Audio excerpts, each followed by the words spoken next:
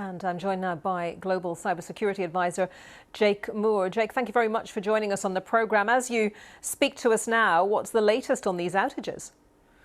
Well, they're all starting to come back to life, but I think it's a real damaging blow to Amazon and their cloud hosting platform, because this is so difficult for everyone who is connected to these outages. And we're seeing so many of them. Only last week did we have Vodafone get knocked out, and now we're seeing so many other platforms as well. So it could even be a sign of what's to come. But unfortunately, the internet is still so fragile, and the backbone of this internet on this DNS, like Zoe just said, is what so much of the internet is really based on. Yeah, so tell us a little bit more from your perspective about why this happened, and on that point of what's yet to come, the likelihood of it happening again. Yeah, so the internet works with words, so like BBC, the website itself, the URL, and that has to be turned into numbers, which is an IP address. And this domain name system just helps those words turn into numbers. But when there is a problem with those two speaking to each other, they just get blocked and they show either an error page or just nothing at all. And that's obviously the frustration.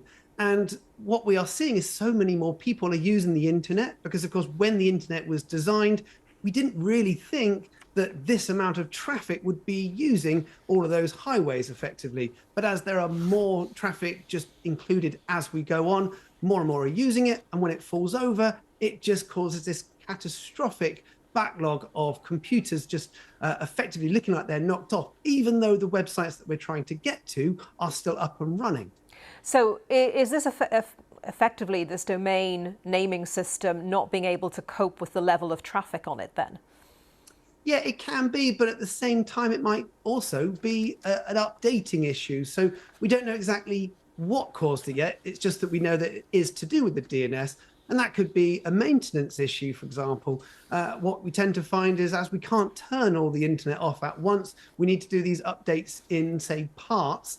But this is the problem. Say when you turn your normal computer off at the end of the day, you can do an update, it doesn't affect you. But as so many of these servers need those critical updates to protect ourselves from those cyber attacks, we need to constantly do this. But as we can't turn it off to do it, it can knock things over. But it could be other things as well as a cyber attack, like Zoe Kleinman just said. But it doesn't look like it's that at the moment. But that is the big worry with the DNS.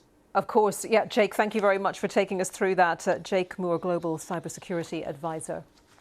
Thank you. We'll be back with more after this short break. Around the world and across the UK, this is BBC News.